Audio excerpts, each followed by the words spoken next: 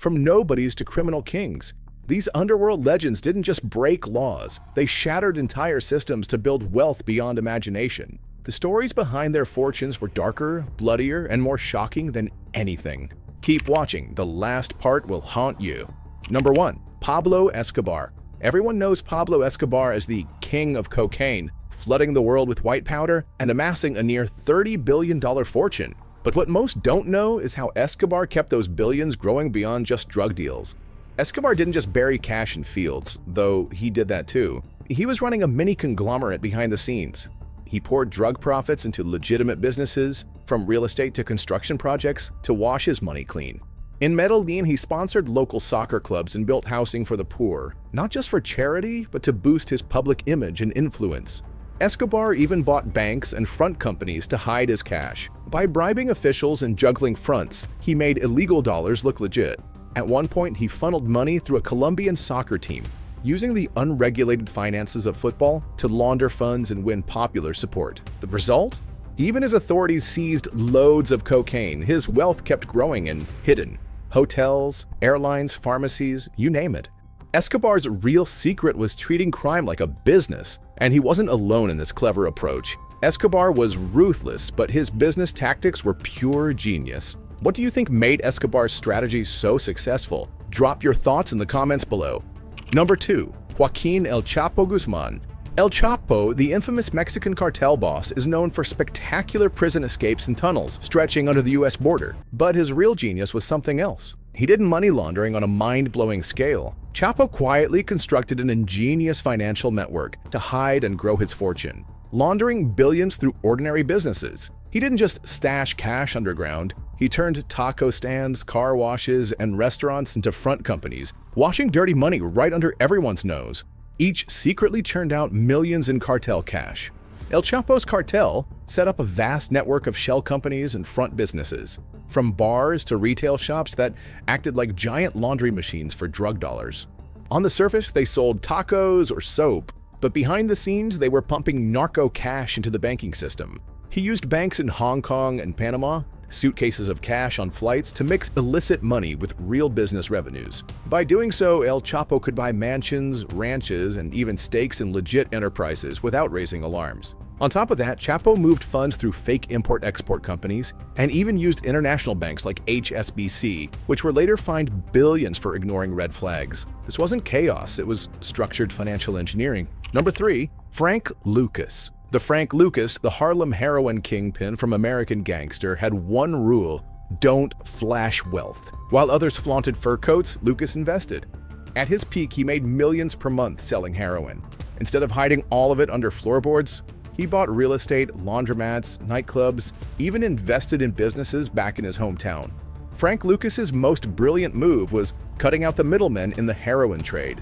He cut out middlemen, smuggled heroin straight from Southeast Asia, and turned profits into legit businesses. When police finally raided him, they found fewer stacks of cash than expected, because Lucas had already converted it into equity. He didn't just sell drugs, he built an investment portfolio. This criminal mastermind lived more like a disciplined businessman than a drug-fueled party boy. In the end, those careful investments helped him strike a deal with the authorities and avoid a harsher sentence. Number 4. Meer Lansky. Meer Lansky wasn't a drug lord or a hitman. He was potentially more powerful. The financial brain of the American mafia, nicknamed the Mobe's accountant.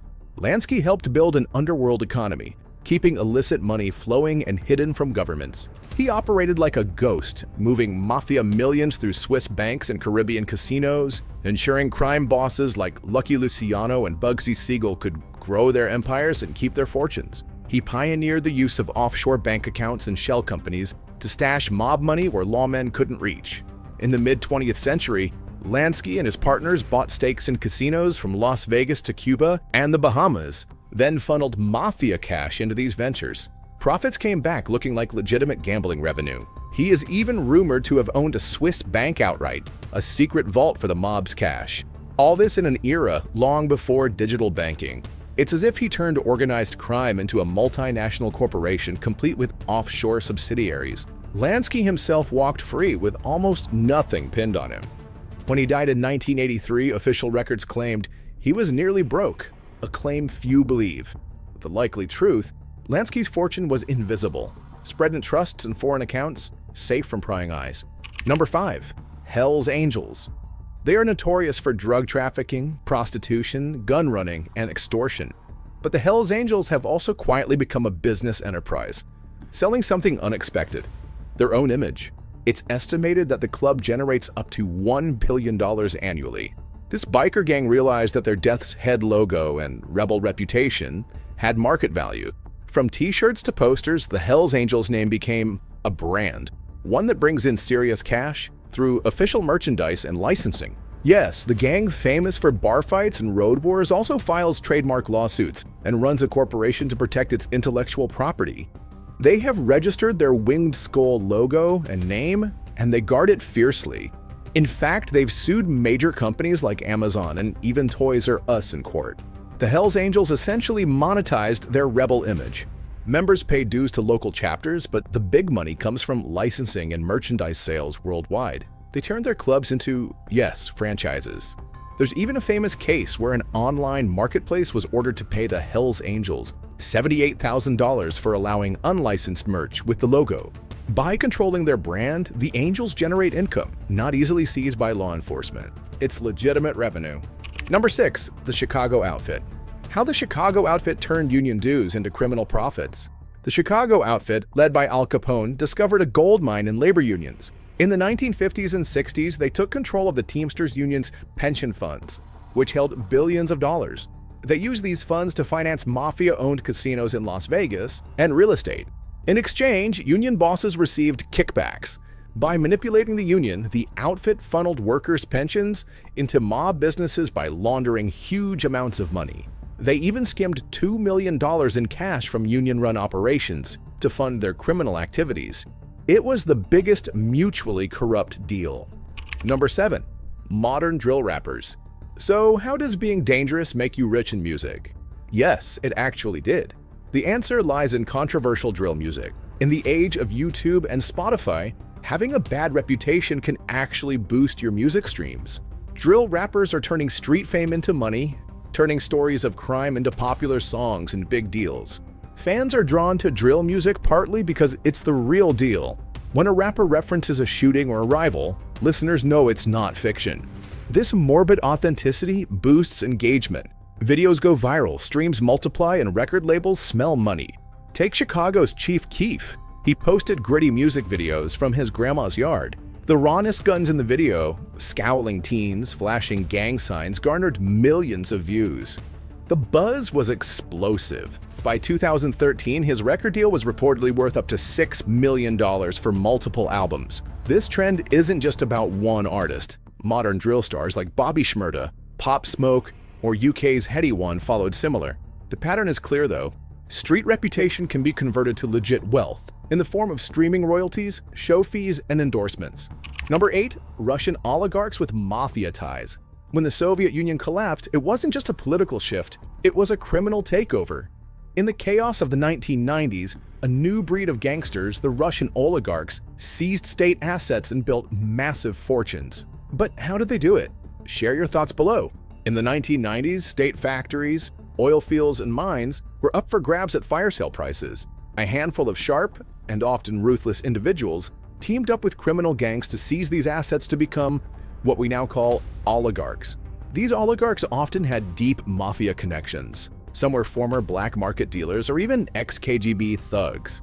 Together, they operated in a lawless vacuum where money could buy anything, including assassinations of rivals and protection from prosecution.